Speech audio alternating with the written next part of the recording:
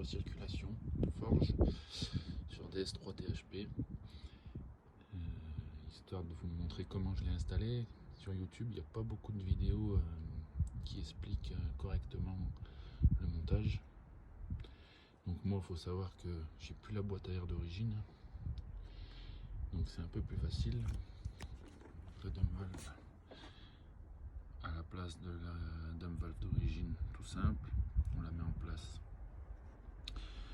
On a donc les durites. Je vous montre, hein, j'explique pas en même temps, je vous montre bien, comme ça vous comprenez. Donc ça, c'est ce qu'ils nous fournissent avec le kit dump valve. Les tuyaux viennent se raccorder dessus. Notre rallonge de prise électrique, puisque sur la dump valve forge il n'y a plus de prise électrique. Du coup notre faisceau vient se brancher là-dessus. Il sort là. Et après on a celui-là qui vient là. C'est branché là. Ça c'est d'origine. On le démonte. Ils nous fournissent une pièce qui vient s'entreposer entre les deux, entre l'admission et le capteur. On remet.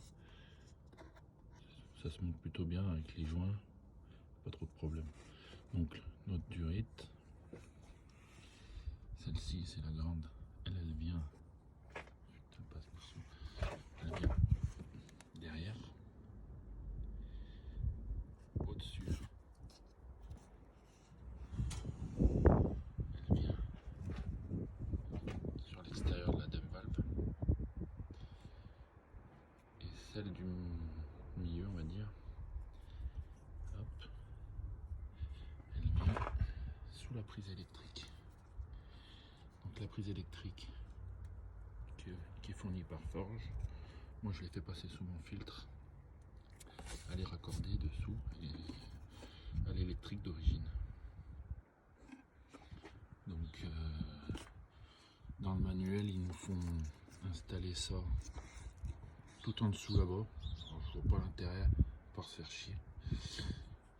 Et moi vu que j'ai plus la boîte à air d'origine, j'avais ce support là qui était déjà présent et qui était libre.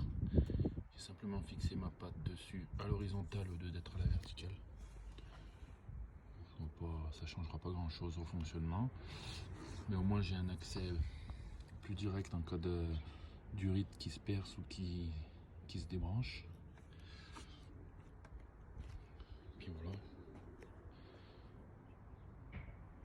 Si on veut y faire comme il faut compter une petite heure de boulot, quoi. Après, si vous avez encore votre filtre à air d'origine, donc toute la boîte là, les tubulures et tout, c'est un peu plus chiant parce que du coup vous aurez pas ici l'accès. Donc il faudra brancher la patte comme il vous explique dans la notice, tout en dessous là-bas vers le filtre à huile. Voilà.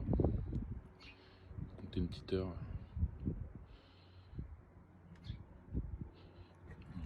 Je refilme un peu pour ceux qui veulent bien voir. Voilà.